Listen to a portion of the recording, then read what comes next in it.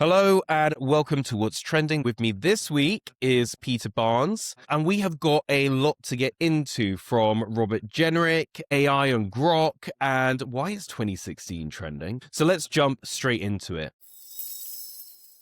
Right, Peter, let's get into it. This Robert Jenrick mess. I gotta say, I quite enjoy how much the Traitors were involved in this, and the fact that people were creating images of him, like in the Traitors' castle, saying that Kemi's banished a traitor. It was all very entertaining, but should it really be entertaining? Because these people are deciding how we live, and how we live is not going great. What was your take on it? I'm with you. I thought it was a lot of fun. I mean, it made the front cover of the Sun newspaper. The image of them in the cloaks and everything. I thought it was very good. But that is going to stick with Robert Jenrick now. The traitor thing for the rest of his career. He's kind of toxic now to a degree because you can't just backstab one leader and then run to the other one and think, oh, this one's great, after you've just spent the last 2 years calling him every name under the sun. I mean, at what point do the politicians suddenly think that the public are stupid? I've never understood this. They treat everybody like that. They don't really see what's going on, and that realistically, Jenrick's move was nothing but a career opportunity one. He sees the end of the Conservatives, rightly or wrongly, and he thinks reform of the future. So there he goes, because he could have gone at any other point, and yet he chose now. And that's only because I think if you go back a few days ago, you had Nadeem Zahawi, who used to be a Conservative Chancellor. They reform let him in. And the reformers weren't very happy about it because he's not exactly one of theirs. There was that kind of, the window was narrowing for Robert Jenrick to make the jump. So I think he rather forced it than anything else. There's a big theory going around, actually, that Robert Jenrick rather planted the speech to be found to force Kemi to kick him out and to force Nigel to take him. Yeah, I love, this is the thing. W1 is like high school. Westminster's high school. It really is. You can't sit with us. You were seen with that person. You were texting that person behind the other person's back. It is like that. But, it's got important things in the background that matter, like, running the country. And, I completely agree with you that it's stupid. It's realistic. It's just, we've got so many problems and we're doing these kind of tricks. Yeah, it's a bit of fun, but at some point you have to run the country, and nobody seems to be doing that, because even the Labour Party dipped in on this with Keir Starmer having a go at Kemi. And I was like, of all people to be having a go about leadership at the moment, you could just be quiet. Thank you very much. No, you're so right. I mean, where to go with this? So, I mean, look, Kemi said in her sort of camera video, we're tired of the psychodrama. Right. I mean, I want to be tired of it, but I cannot deny that all of this is entertaining. But as we're saying, but run the country like this, it's not funny. Like we have the actual traitors if we want to watch this kind of thing. We don't really expect this from you. On the reform side and sort of political persuasions aside, how do you think that this looks to reform voters? Because you could say, look, the problem with reform is that they don't have anyone really that's been in government, so they have to get some people in there that have been there, done that. But also, is it looking a bit like getting the band back together of just Tory rejects? Like, surely they need to diversify out and get some Labour and Lib Dems too if they're going to be a bit more of a cross-party. But then, I don't know enough about reform voters. Do they think, no, we want completely fresh faces, we don't want these rejects? How do you think it plays out? Well, it's interesting because everything you've just said is a different bit of the reform voter base. They all can't decide on what to do with this, and that is part of the problem. They're a political party that is bound by, we don't like something. And they're not bound by, we want this. So because of that, whenever these situations happen, you suddenly, everything goes nuclear because you're a traitor, you're this, you're that, you're the other, because they made it very personal. It's not a pragmatic party in terms of, like you say, getting that institutional memory, the people that know where the levers of power are and what to pull and when. They don't have that, but you can't bring that in if you just said that they're unpatriotic or these kind of words, because you built them up in a certain image. So they're somewhat of a victim of their own narrative because they just consistently protest. And now they're trying to form a government style party. Doesn't work. And until they finally realize that they have to find a unifying point that isn't hating something, they're going to have these issues. I actually think this is going to play very badly in the long run for reform, because Robert Jenrick is a political animal, and he's a very good one. And he will run rings around a lot of the reform kind of institution, like Nigel Farage, Lee Anderson, Richard Tyson, Youssef, because, those aren't Westminster people. They don't know who the people are, what to do and when. And Robert Jenrick definitely does, because he's the Tory that kind of survived everything that went down. So, I think they somewhat let the fox amongst the hens. And it's going to be even more entertaining to watch all the people who called Robert Jenrick, unpatriotic, not a real conservative, have to have a lot of egg on their face and tail between their legs and say, "Oh no, he's fine now. He said sorry."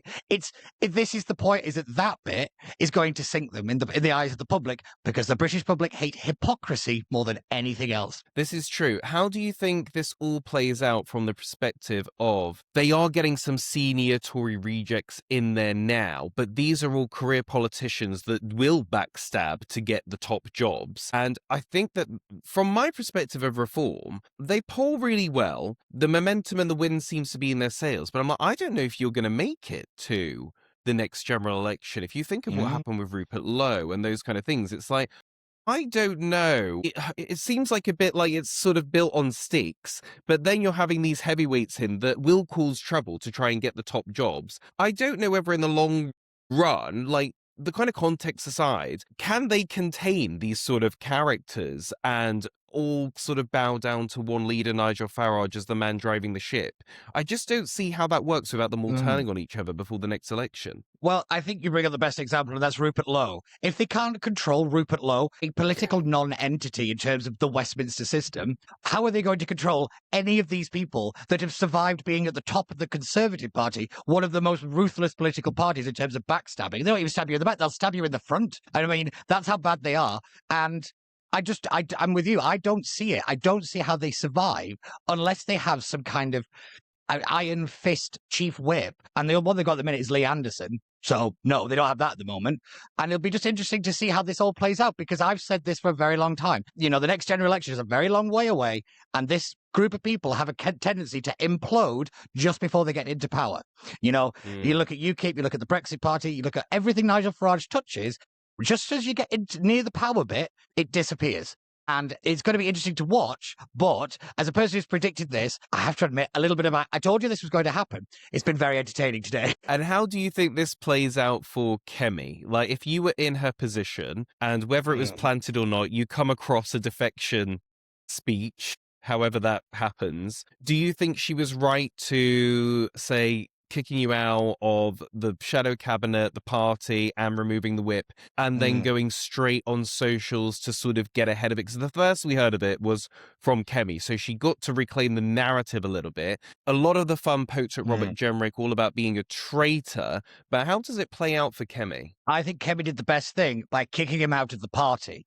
I think that was a very swift, not just suspending the whip, not kicking him out of the shadow cabinet. You're out. That's it. There was a clear line that was drawn there. I think that was a very powerful message to send. Now, in the short term, it's going to hurt because, yet again, it's Tories leaking senior figures. The press is going to be all over it.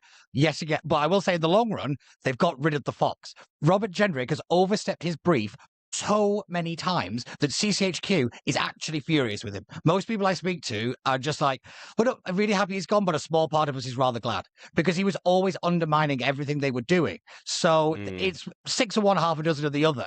But for Kemi, I think in the long run, I think it's quite good, because also she's got rid of her main competition to be the next leader.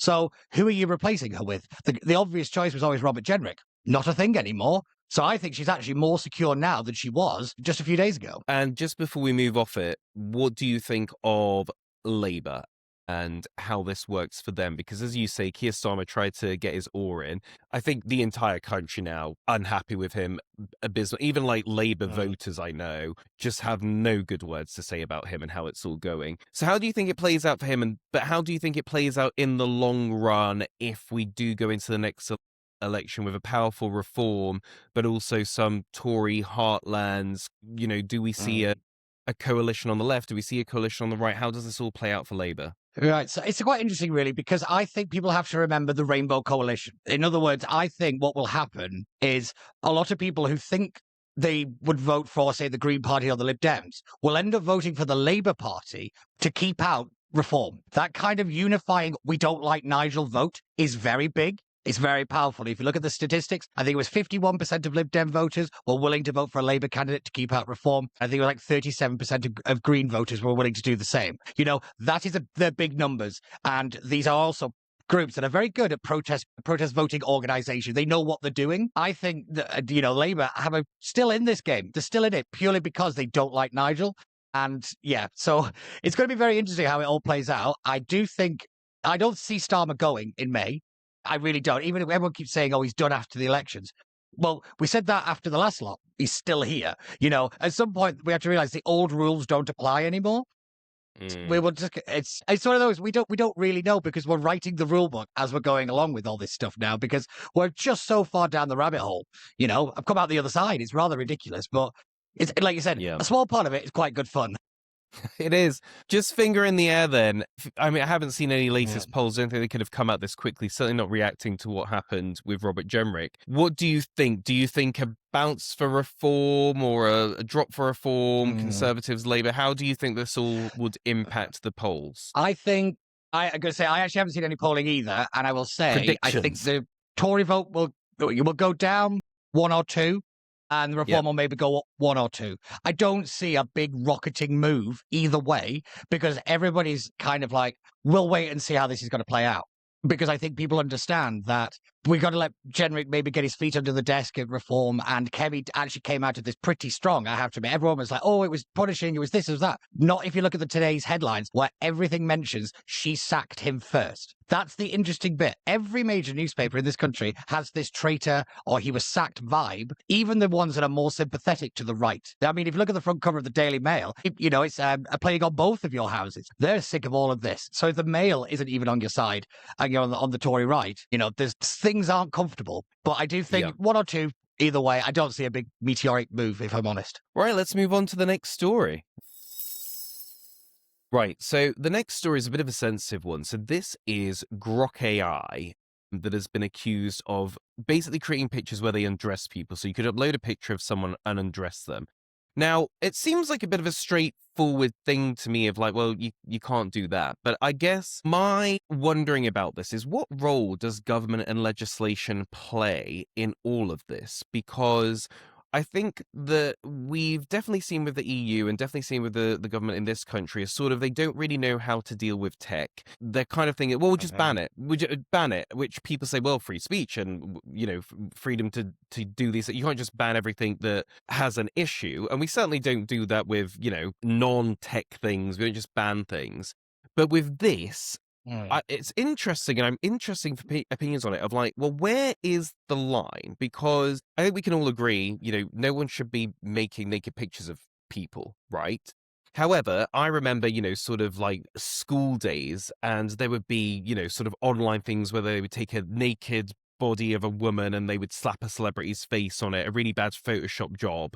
There would be those kind of things. We've also had, I remember there was the Piers Morgan controversy where it was a cartoonist and they depicted him sort of performing a sex act on Donald Trump. So my question is really, do we need to legislate more around you are not allowed to take someone's likeness and depict them in a sexual way? Or is it just, no, the issue is that AI is so good, you cannot distinguish fact from fiction. A cartoon and a bad Photoshop, we understand that, that's just, that's fake. Whereas the AI, it's more, well, is this a naked picture of this person? I don't know. And obviously distinguishing between that happening to a celebrity, which obviously is bad, and that happening to a young girl at school where the boys have just put it into Grok AI and now they've got this image of her, and that's very invasive. So where do you think it is just the government need to... But I think now Grok has basically said, like, we'll stop doing it, which I think is probably maybe where it is the right thing to do, in the sense of the company has created something, it's being misused, it's the company's responsibility. But I don't know the role legislation plays in this. What are your thoughts? I happen to agree with you. This is a really difficult one, because the fundamental thing is the government doesn't understand AI. It thinks it's just a giant search engine. It doesn't grasp what it is. I was at Bletchley Park when we had the big tech summit when Elon Musk was invited to speak and all the rest of it. Most of the people there were saying, you've got to stop us, because we're just going to keep plowing ahead with developing and developing and developing. And it's one of those things that, once these people get going, stopping them is going to be very difficult, because they're not going to do it themselves. They were actually asking for the hard limits as to how far they could go. We did it in the scientific world, where we said, you can't experiment on this. These are the limits to what you could do. I think we have to have that approach into the tech system as a kind of the ethics of what we're doing. We always plow ahead and then we suddenly think, oh, we should have thought about the ethics. At what point do we learn we should really do it the other way round? But I think I like the fact that it is actually X that have decided to do this, because I don't like giving the government the power just to ban things, because it sets a very dangerous precedent. And, we've got a government at the moment where most people would say, well, there's a lot of things being banned. There's a lot of things being censored. Why? And it always seems to be to protect people from harm. What do you mean by harm? It's a very loose term. It's what I call the tyranny of the vague. We all say the same word, but we all mean different things. And it's going to be interesting to see if the government actually has the capability to control a tech company. Because let's not forget, these are international, global things. So I know Canada and Australia, I think New Zealand were kind of in on the game to kind of control X, but they'd rather failed. Because Donald Trump said, you go after an American company, we'll go after you. So it'll be interesting when Trump leaves office, will this signal a shift if it's not a Republican? It's like a lot of this, is, like I said, we're writing the rules. This is the new industrial revolution. A lot of people don't understand it. A lot of people are misusing it. But at the end of the day, it's a tool. It's not the thing that's doing the deed. It's the person that is doing the making of the image. So we didn't really ban cameras when they were used to take disgusting photos. So this is you have to remember that there's a person doing the typing, there's a person putting the thing into the AI. That's what we need to go after. And the National Crime Agency have been on about this for a long time. They've been desperate to beef up their kind of online, the paedophile hunters and all that kind of stuff. They don't have the resources. So if we don't give the people the resources, stuff like this happens. But I have to admit, it mustn't be pleasant. And I think it must be awful if you're at school and this happens to you. I could only imagine. Yeah. Yeah, I mean, that goes into sort of child abuse images. But from my perspective on this, I think we can all agree this is bad. This shouldn't be happening. But for me, it is just about what is the right tool. And then thinking ahead of that tool. If you say, okay, if you create a naked image of someone, I think, number one, so that, are we then going to get 14-year-old boys that have created a picture of Keir Starmer in a bikini? Are we going to arrest these kids? Whereas actually, you would say, well, if they've then made a picture of someone they're going to school with in a bikini, well, then you would say, well, yeah, they can't do that because I guess we have revenge porn laws in this country too. And then you would say, okay, so say if you're going to arrest someone because they've used Grok to make a picture of Keir Starmer in a bikini, right? But then what if they draw it? What if they make it as a cartoon, as I said before? Because we've had a lot of cartoons depicting Donald Trump with a small penis, for example. So is there a line between depicting Donald Trump with a small penis in a cartoon and then depicting him with a small penis in a Grok AI image that looks realistic? Are we then going to arrest the person that did that? And so for me, it's about, okay, what tool and what feels reasonable, which is why I say, it would just be better if Grok would just stop this. So then we don't have to worry too much about the legislation. Not that I don't think there should be legislation to stop, especially if you're depicting people underage. I mean, there's just no excuse. But so there's no excuse for all of it, obviously. That's but a really interesting point, guys, to say. Yeah, I was just going to say, just really quickly, that's a really interesting point about if they draw it and the fact we've had cartoons on certain things. I think the thing we have to get into is why do people not realize something's fake? I think that's the big thing. What can we do more to identify AI-generated images to make sure that no matter what you put it on, it's automatically tagged as an AI image? Maybe that's something that the platforms could work together on. As instead of saying, we're not going to stop you, we want to work together and try to find a way. Because I do think the people's automatic reactions that some of this stuff is real, I think is a bigger problem. Particularly when we look at things like fake news and all this kind of stuff, is why do people think that stuff is real? And I think identifying the fake is a better way of doing it than just stopping it. Because even if they ban it on X, that technology exists. That way of doing it is still out there now. Is whether you can't put the genie back in the bottle. So at some point, we're going to have to kind of deal with the fact that when you invent something, you can't just ban it. It doesn't go away. Once you've written a book, the book exists. You can burn as many copies as you like. People have still read it. And I think they have this wrong. And that's a really interesting point. I've yet to hear anybody make this point about if somebody draws an image rather than it be AI created, because everyone's just focused on the tech aspect of it. They've not actually focused on the act itself. And that's well, that's why I think it's an interesting moral. It's an interesting one because I think there is such AI fear, and anything to do with AI is like, oh my God, it's like, but hold on, before AI, this wasn't something people moved to ban and stop, like the Photoshop and the cartoon stuff. So whilst we can all agree this, you can't be doing this, it's just what tools you use and where is the line, I think for me is what we need to discuss. But I also think what you've done is just zoomed out of this and said, well, it's not even just about this one issue of naked photos. What about when we use that video to, we create a video of Nigel Farage using the N-word the day before an election, and there isn't time to verify if this is real or not. So I think that what you're saying is we do need a way to better tell, right? That kind of stuff is going to happen. And I mean, it's already happening now. I think Downing Street lost its mind a couple of weeks ago when there was a video out of Keir Starmer, saying he was going to bring in the kind of Chinese monitoring system. People automatically jumped on it that it was real. And like you said, what's the old quote? A lie is halfway around the world while the truth is still getting its trousers on. And I think this is the problem, is that the government is reacting. It's not leading on it because it's trying to control something it can't control in the old-fashioned way. So I do think working with the platforms to identify things easier is the way to do this, rather than trying to ban something that, like you said, the genie's out of the bottle. Right. Well, I'm sure this is a story that's going to run for a while until we find the right way to deal with it. So let's move on to the next story. Right, the next story is good news. Digital ID. Government rolling back their plans on that. I've been quite outspoken about digital ID. I would probably rather go to jail than accept a digital ID card, because I have felt for a long time this is just a way to control us. This is a way to give you a carbon score. It's a way to control how we can spend your money. And it's really it could be used in all sorts of things. If we went to war and people said, no, we're not going to fight, well, your parents and your kids aren't getting anything now. We've turned off it is a power that I don't think we should sleepwalk into. We shouldn't be giving governments that much power that they have everything in one place. We all remember the Canada truckers in COVID. We've seen people debagged anyway, even without digital ID. Whether or not you agree with their politics doesn't really matter. So I was glad to see this. However, I don't really think the dragon has been defeated. I think it's just been injured. What they're basically saying is we're going to take out the mandatory part of this. Going to be mandatory anymore, and my response to that would be it's not going to be mandatory yet. So what you're going to do is try and get people used to using it, and then slowly say you can't do that anymore without this, and basically make it mandatory through the back door. Kind of similar to how cash is going, make it more convenient.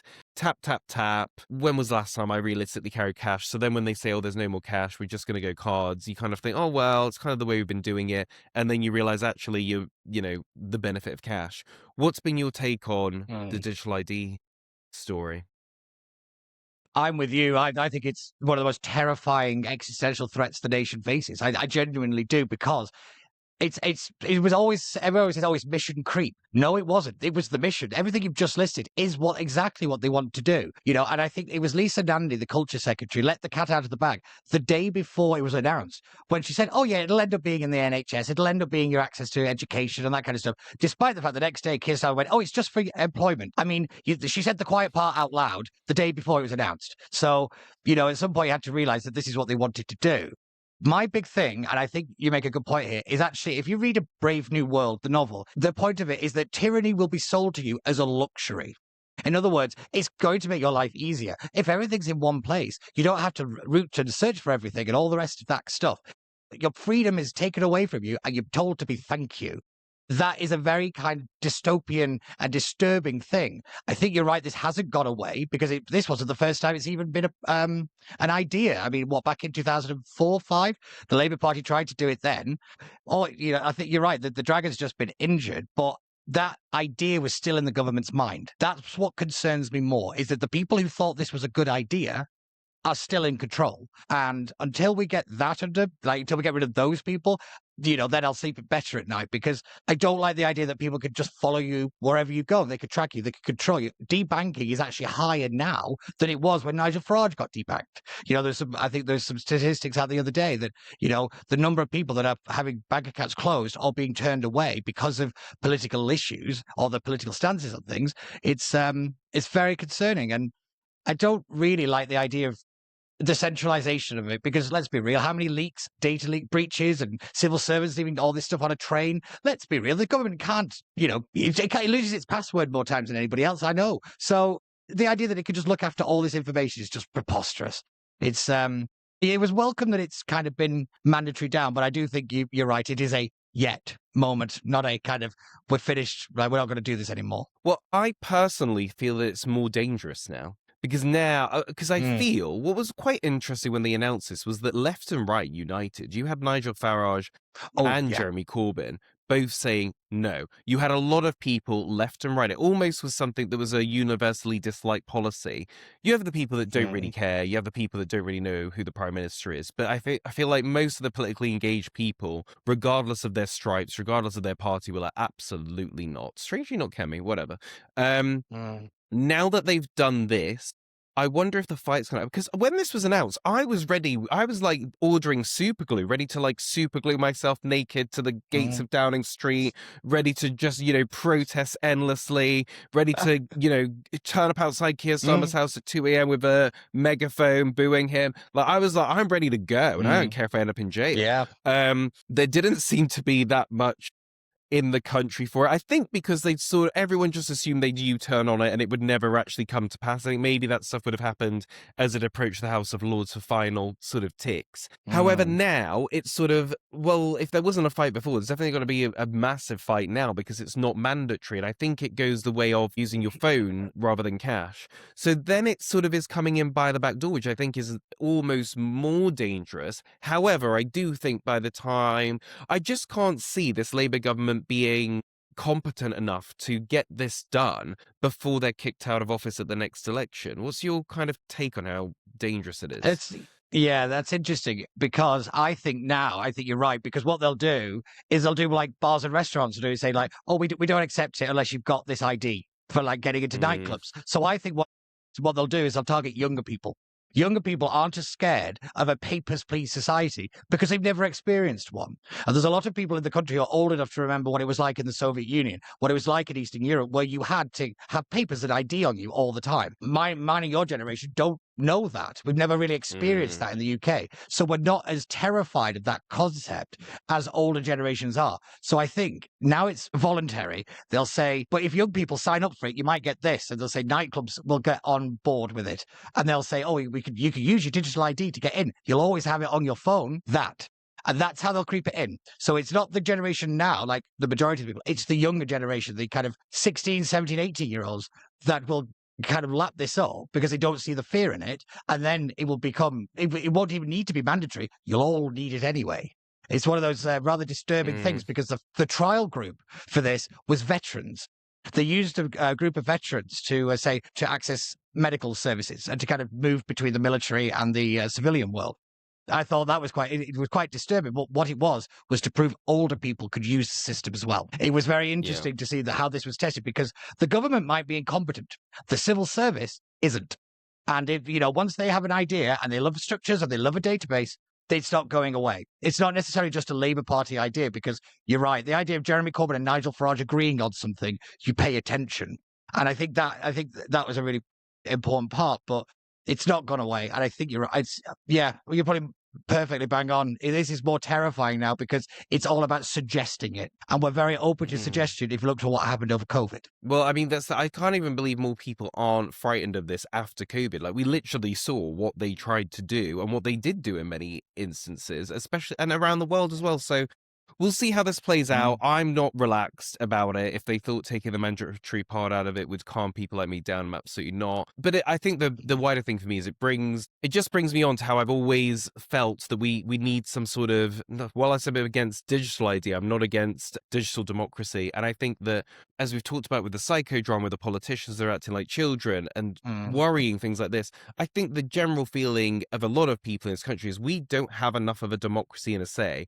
A vote every 5 years on do you hate this party more or do you hate that party more? And then the party you hate less saying, well, we've got a mandate to do all this stuff. Some of it, like digital ID, that wasn't even in the manifesto. It's like, no, you don't. And I think that I think that after Brexit, they are scared to put things to the people, but I would like to see a situation where more and more things are put to the people, where you couldn't bring in digital ID without an almost referendum, where you have to agree the energy policy with the people, not just we voted in this government, we'll let them do what they want until the next government changes it. I think that we need more of a say, because otherwise we are going to be in this totalitarian, everything's dictated to us, we're told what times we can leave our house and how much carbon we can use, and I don't really want that, especially with kids. And then the worst bit, say thank you. That's the weird bit Say at the end. thank We're supposed you. to be thankful for it. But I think your really good point here is actually the Brexit vote and the Brexit vote. People were terrified now of their vote being taken away. If you look at what's happening with local elections, 4 million people at the next local elections aren't able to vote. 4 million people because of the system, the bureaucracy. That's just been taken away from them like that. And nobody seems to be outraged and out on the streets. I don't understand why. Our fundamental right to have a say in how our country is run is being taken away from us because people are doing their jobs a little slowly. Not right. And that's the scary bit. Everything that our jury trials, gone. Freedom of speech, gone. We are changing the country in so many fundamental ways, and it's all being done because, well, we need to save some money, or we need to save some time. Not right. Not right at all. No. And don't forget Keir Starmer, totalitarian government, that, even Apple are annoyed at him because they've had to make their services less safe so that he can go in and have a look at your iCloud images. Anyhow, let's move on to the next story because we could do this one all day. Right, next story. Something a little bit lighter, although I've got to say I felt like the Robert Jenrick story was quite light.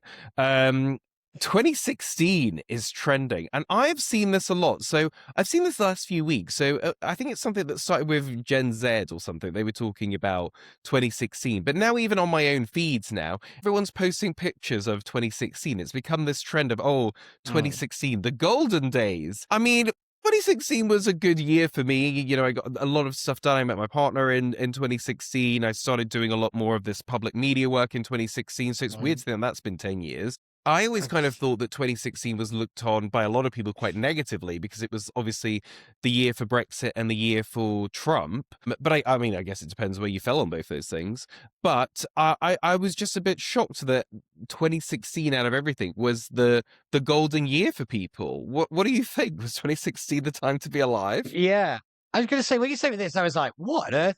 And then the more you think about it, you like you said, you've got a Brexit, Trump, you saw there's obviously a kind of increase in this kind of decline. Everybody felt a bit, everything's going down. You were told things were being taken away from you. You were told the bad guys were now in charge, that, everybody was a racist and all this kind of stuff. There was in the narrative, it was in popular culture, it was in the political culture, corporate world, everything. But, it was absolutely horrific because it was all about the time of the BLM movement, all this stuff. And I think that's when people suddenly started to think, all right, the world is actually terrible and we're all going to hell in a handcart and all the rest of it. And I think that's why people hark back to it as that year. I actually think there's also an element of it. And because I read the article, I was like, I think there's something else here. People are looking for meaning now, particularly the Gen Z. People are looking for something with a bit more substance, and they're a little tired of the kind of celebrity gossip. I think that stuff is dying out a little bit, or it's becoming even niche of niche. And I think people are getting a little tired of being lectured at all the time in popular culture. They want something to just relax, turn the brain off. And I think 2016 was the tipping point where everything kind of went, we've got to stop Donald Trump. We've got to do these messages. We've got to lecture you on what a bad person is. Because, by the way, the world is on fire and there's nothing we can do about it. I think people wanted to shut the world out for a little bit. I think that's why people are doing the 2016 trending, because realistically, it's when all the narratives turned up to 11. That's when everything ratcheted up. That's a good point. I never really thought of it that way, of like that was when everyone got very negative. So maybe we are just looking for a bit of fun. I mean, it's weird to think of 2016 as like that's retro. I understand people are like, the 90s, like 90s vibe, like the 2016 vibe. Like I swear 2016 was only like a few years ago. I can't believe it's been 10 years. It was yesterday. It was yesterday. What were you doing in 2016 We're old then? now. We're old. 2016, I was working on the Brexit campaign. I was right. Yeah. So I was working on all that stuff. Yeah. So you got the result you wanted, so that was good for you, I guess. Yeah. I was very happy. I was less happy with the rest of it, but that one, because realistically, none of us thought we'd win. I have to admit, 2016 was an interesting year. It was a very interesting year politically. It was socially as well. I think, there was a lot of big changes that year. And I think our generation in particular are starting to feel a little old. We're starting to realize that 10 years ago isn't 1990. You know, Right? you have to scroll down to find your age on the list. We have to keep going quite a bit now. And I think that's a big problem for our generation. We're starting, I use the Miley Cyrus song. Do you know, the one where she's on about growing up and she's not a kid anymore kind of thing? That song was Yeah, yeah, written yeah. for our generation. We're the ones with families now. We're the ones getting married and all that kind of stuff. We're not the 20-year-olds that could just hop on a plane and go to Thailand for 3 weeks. We're different. Our lives are different. And it's that bit, I think, is to why we're harking back, because it was probably in 2016 was the last chance our generation had to do the traveling thing without the responsibilities. It's so true, isn't it? And a couple of things you said. One is that I have seen a meme that is totally me, where it's like, when you realize the 90s wasn't 10 years ago and the 1980s wasn't 20 years ago. And it's like, oh my God, like, how is that time? I don't understand. But I think also maybe you can accept your age and growing older if you have the stuff. And that's the stuff people don't have anymore. Like, oh, well, I've bought a house. We've got children. You know, I'm doing well in my career. And I feel that I'm doing well in my career, because there's so many people I know that are doing well in their career, but London eats that money back out. Their place costs $3,000. Once they've done their socializing and their bills and stuff, it's like, oh, actually, I tipped into my overdraft this month. It's like, how is that even possible? You're a vice president or whatever it is. You know, 90s, it was like, well, my yacht and my new swimming pool. And it's like, oh, maybe that we're struggling with getting older because it doesn't feel like anything's changed, because financially, a lot of things are still off limits for a lot of people in our generation. I think that is such a good point. Well, I think our generation feels cheated a little bit. I think we were promised a lot and we've not got a lot back. You know, we were told if you go to do well at school, go to university, get the degree, you'll get the good job and all the rest of it. That hasn't happened. It's not happened for so many people. We don't have the same like kind of life trajectory that our parents' generation had, where you could literally get a house on a one person's salary. You know, you could. There was access to funds. There was access to money. We had houses that you could, you know, move into and not just have to wait to be built. You know, and we feel shortchanged. If I'm being honest, and that anger, I think, is very real. And I think it's why a lot of people just check out now. Is saying society doesn't care about my lot. We're the bad guys. You know, we're lazy. We don't go to work. We do all this stuff, and yet we are struggling to do the most basic things that every other generation were, you know, not necessarily took for granted, but had an easier time of it in some ways, more so than others, obviously. But you know, it is one of those things where it is that age of getting older and realizing that, wait a minute, I feel like an imposter. You know, that imposter syndrome is a big thing for a lot of people I know. Yeah, I know what you mean. And I think that as well, it's not just like people talk about the houses and stuff, but I think what people don't realize is it's like the houses should just be the basics, like paying your bills and your groceries and having a home that you like to live in. That should all be the basics. That should be done on sort of 40% of your salary, if that, and it's not. And I think what people don't understand is because people don't have the fun money anymore, that's why it feels like there's not a lot of culture going on. I would give the example of I'm getting ready to do my tax return this year. I'm looking at, so I have my actual job, and then I have all the stuff where I see you and we, you know, do the paper reviews and things like that. It's all that money that I'm doing the tax return on. And I'm looking at, you know, half of this is going to go, maybe even more. So I'm doing this. And I remember when I did it last year and I was absolutely dismayed, where I was thinking, well, what was the point of getting up at 4 a.m. all those days? And literally, you know, I would go in, do the paper reviews, then go to work, then after work, go and do a podcast or write an article or go and speak somewhere. And the fact that someone like me is like, well, literally, I don't understand where all this money is going. But then, and what I'm saying crucially is because so much of, and it's not me saying I don't think I should pay tax, but because so much of that money is then taken away from me, A, I'm disincentivized, but B, I don't then have the luxury of investing that money where I want to invest it. For example, with this podcast, you know, we're doing this virtually today because it's a cheaper way to do it. If I'd have been able to keep that money, I would have rented a studio and a producer. We'd be sitting down right now. I'd probably take you for lunch afterwards. And it's that kind of stuff where it's like, oh, I haven't been able to invest and, you know, pay someone to be the producer and pay a camera guy and pay for your lunch and stuff like that. And I think that that's why there's not a lot of culture going on. There might be some people that think, oh, I've got, you know, a weird idea for some funny socks, but I've got no, you know, there's no money to start it up. And if I did, the government would tax it anyway. So that's why it feels like the culture is being strangled a little bit too. Yeah, definitely. It's a big thing, but particularly in the podcasting world, it's what's known as the creative gap. In other words, only the people with a lot of money can do this. Like actually get the Mm, studio time, have the cameras and the equipment and stuff, because it's not cheap. And no. that is kind of being what people thought was going to be a very wide opening moment where everybody could do it is actually quite narrow because of the standard of technology that you need to get a decent video for people to enjoy watching. So it is interesting that, the lack of culture is because people are existing, not living. That's how I'm describing it. They're just they're going to work to survive, not to kind of thrive and to think of a future. If one thing breaks, it could financially ruin a family. Like a washing machine breaks down, that could be 800 to 1,200 quid. That's a lot of money to a lot of people. And if you don't have the economy growing, that kind of stuff, people are going to go out to pubs. So the nightclubs are going to close. All that stuff happens. It is so linked to that kind of disposable income that the country feels like something's going well. And until you get that back, things are only going to get worse. And I look at younger generations, they don't drink, they don't do wild nights out, they don't do any of that stuff because you can't afford it. And, that will have an effect on the rest of society because, young people are one of the main drivers of cultural activities. If they're not doing it, old people definitely aren't doing it. Well, let's see how 2026 works out. I've got like a weird feeling we might actually have a general election. I don't know why. I just have this weird. There's no path to it either. That I'm like, oh, maybe if Rachel Reeves leaves and blames Keir Starmer, that'd tank him. But then would they just get someone else in, or is there something else random going to happen and we end up with a general election out of absolutely nowhere? Random.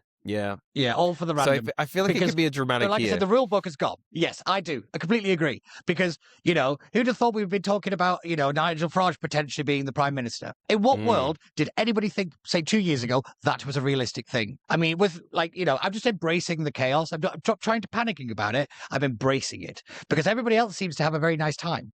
So I'm trying to stop worrying it. What is it? The movie, How to Stop Worrying and Love the Atomic Bomb or something like that. The movie. It's like, that's, just embrace it.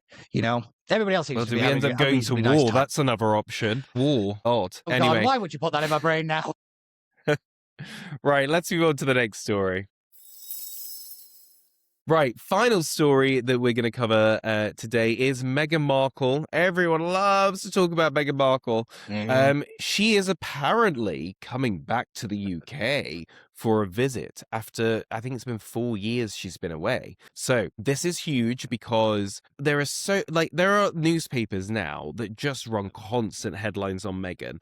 I think because it gets clicks, but I think it gets clicks from Americans. I think the Americans are Googling Meghan Markle, so they're clicking on The Sun, the Daily Mail, wherever it is. And so the editors of those papers are like, she really sells, keep writing about her, because I don't think British people are that bothered. However, what British people might be bothered about is her security. And this is obviously something Prince Harry's been really focused on, of he wants, when he comes here, to have security paid for by the state.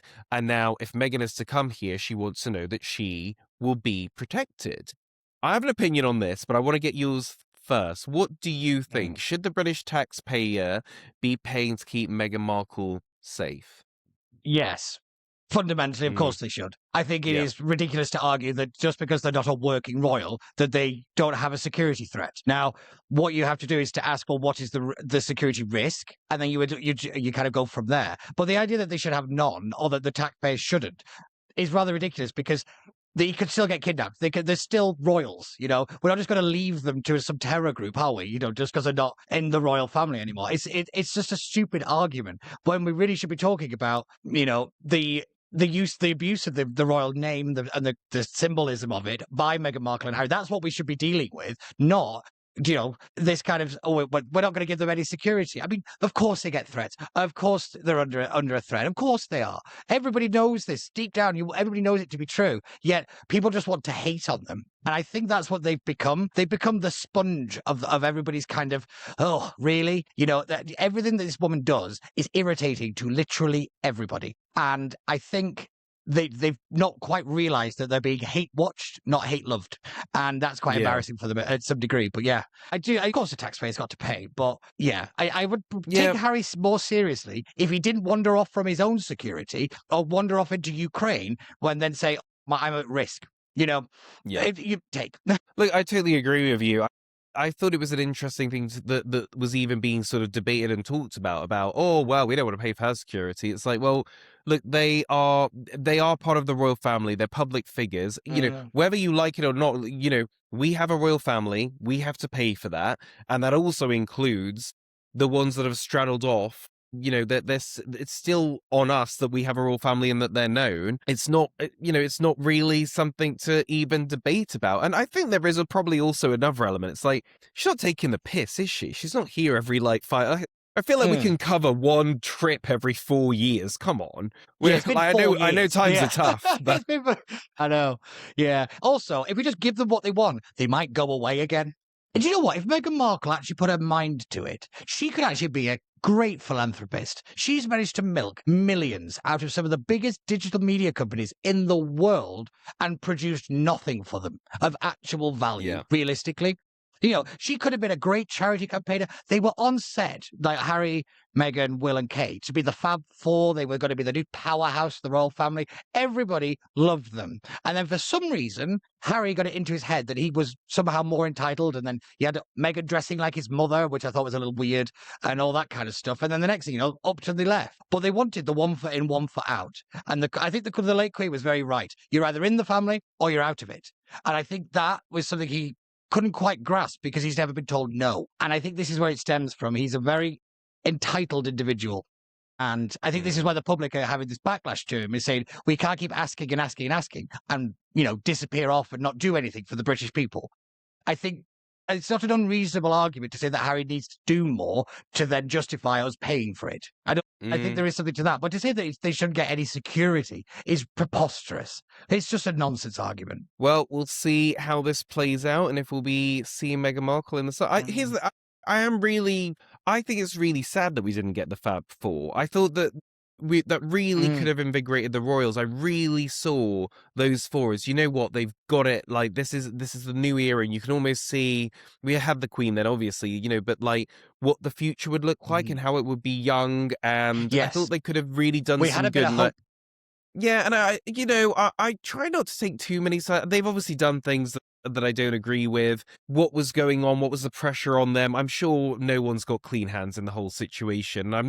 My whole take on them is I just don't find them that interesting. I'm not angered by them. I'm not inspired by them. They're just people, whatever. But I think it's just a bit sad that they couldn't have made it all work. Yeah, I think you're right. I think you're right. I think people loved the idea of the kids that they've watched grow up, become adults and parents themselves, and go off into the world and do the great works. The nation feels a little kind of like it was taken away from them, that they had this the thing that we all obsessed over, and then suddenly it was gone because of this woman. That she was the easy target to blame because you could make the links with the one that abdicated and all that situation. The parallels were there. So we love a narrative and a story. We like a bit of drama, and that just got ratcheted up to the nth degree, I'm afraid. But yeah, I'd have liked to have seen that actually, because it did seem like it would have been a nice thing to do in a way. Yeah. Right, well, that is it for this episode of What's Trending. Thank you so much for listening. Peter, thank you so much for joining me. If people want to follow you and watch you, where can they find you? Literally, you search anywhere, PC Barnes 123, and you can find me on Twitter, I'm on Instagram, I'm on YouTube, I'm everywhere. Pretty much just PC Barnes 123, and you'll find me. Thanks so much. Well, we will see you all next week for another scroll through what's been trending. Subscribe for more content.